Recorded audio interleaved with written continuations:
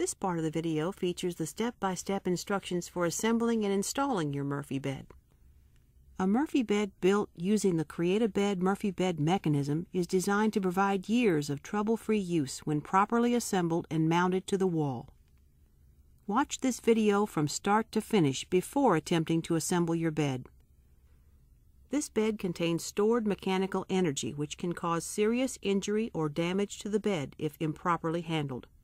Your bed must be securely anchored to the wall. This video will describe installation to wood or metal stud walls as well as masonry walls.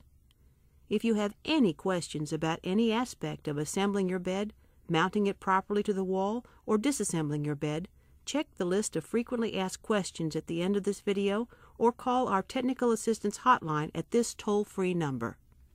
Now, let's get started. Carefully move the bed components and hardware to the room where the bed is to be installed. You should have the following components: the bed face panel, 2 verticals, the headboard, and the header. The packet of hardware should include the following: 2 E-clips and 2 plastic washers, and 2 pistons. The tools you'll need to assemble and install your bed are a power drill, a stud finder, a tape measure, Phillips head screwdriver, flathead screwdriver, and drill bits appropriate for your mounting surface. Position the face panel face down on the carpet or other padded surface in front of the wall to which you will attach the bed. Place the ball stud plate end closest to the wall. Lay the left vertical on its finished edge with mounted hardware facing the bed face panel. Slide a plastic washer onto the pivot bar.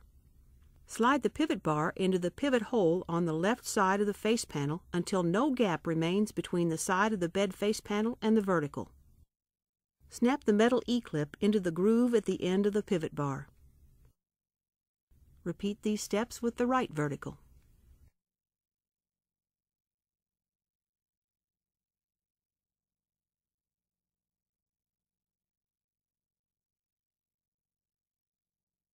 Measure up 15 inches from the end of the vertical and mark. This mark will be used as a reference for the placement of the headboard.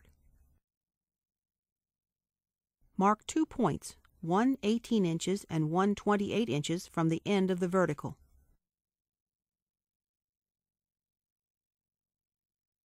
Drill 2 pilot holes through each of the verticals at the 18-inch and 28-inch marks.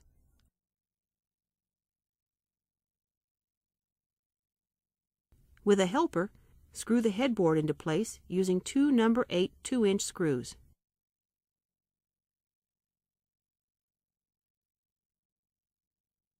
Repeat on the other end of the headboard.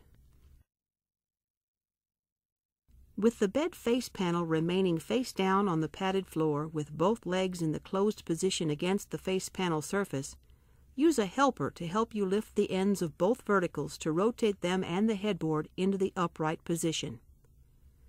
With a helper, place the bed header on top of the bed verticals, making sure that the rear rail is closest to the wall. Working from the inside of the bed cabinet, drill 3 pilot holes through the mounting cleats into the bed verticals.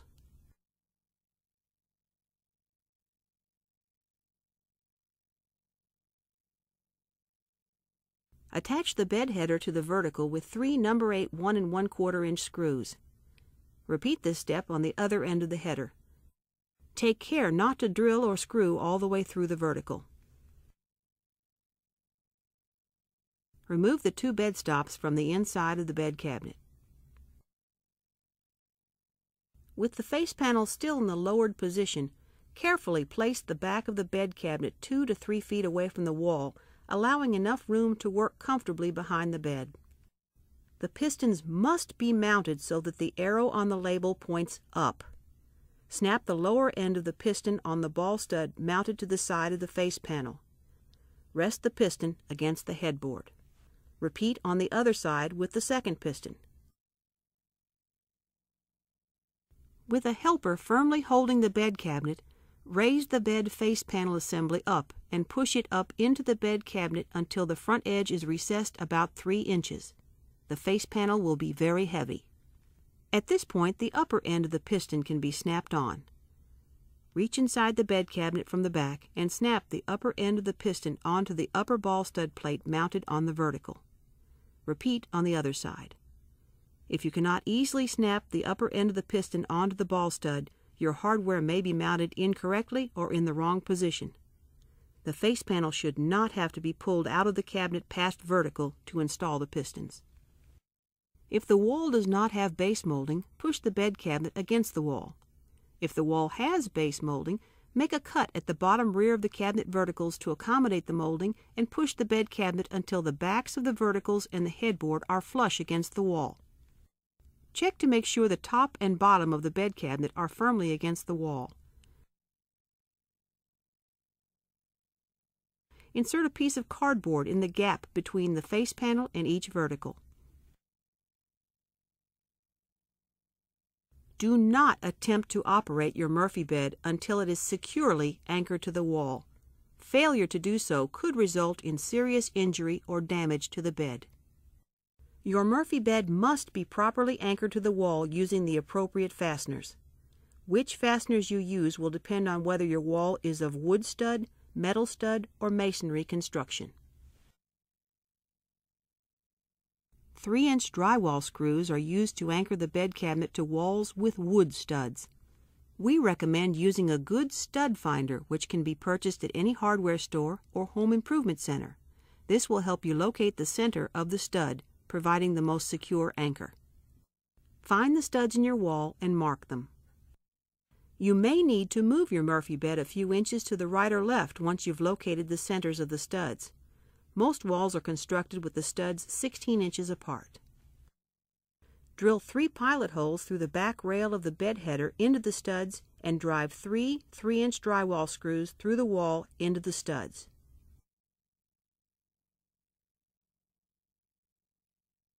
You must anchor the bed cabinet with 3 screws for a twin or full-size bed and 4 screws for a queen-size bed. Masonry screws are used to anchor the bed cabinet to walls of concrete, mortar, or brick construction. We suggest using Tapcon masonry screws, size 1/4 inch by 2 1/4 inch with hex washer head. You must anchor the bed cabinet with 3 screws for a twin or full-size bed and 4 screws for a queen-size bed. Drill 3 3/16-inch pilot holes through the back rail of the bed header. Using a 3/16 by 4-inch concrete drill bit, drill pilot holes 1 3/4 inch deep into the masonry, using the pilot holes in the bed header as a guide. Including the rear rail, the total depth of the pilot holes will be 2 1/2 inches. Anchor the bed by screwing the concrete screws through the back rail into the wall using a 1/4 inch hex head driver.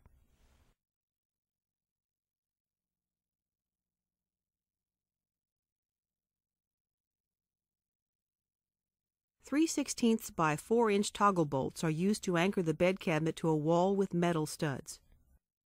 We recommend using a good stud finder, which can be purchased at any hardware store or home improvement center. This will help you locate the center of the stud, providing the most secure anchor. Find the studs in your wall and mark them. You may need to move your Murphy bed a few inches to the right or left after you've located the centers of the studs. Most walls are constructed with the studs 16 inches apart. Drill 3 pilot holes through the back rail of the cabinet header into the wall. Pull the bed away from the wall. Using a 9/16-inch drill bit, drill holes at the pilot holes through the metal studs. Be sure you drill through the studs. Insert the screw through the back rail of the header. Now thread the toggle wing on the screw.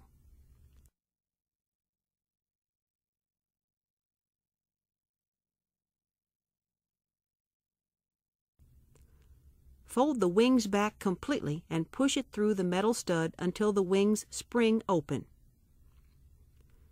Pull the header rail back to hold the wings against the inside of the stud and tighten with a screwdriver.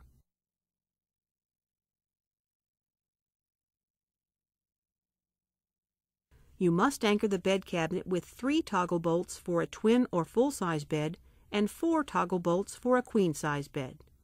After the bed is firmly and securely anchored to the wall, flip up both blocking legs and lower the face panel.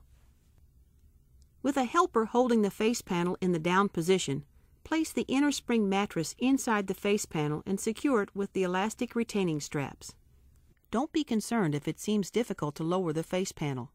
Once the mattress is in place, the bed will stay down and function easily. If the mattress is lightweight and the face panel floats off the floor, add some weight under the 1/4-inch mattress support Part J at the foot of the bed. Reattach the 2 bed stops from the inside of the bed cabinet. Close the bed.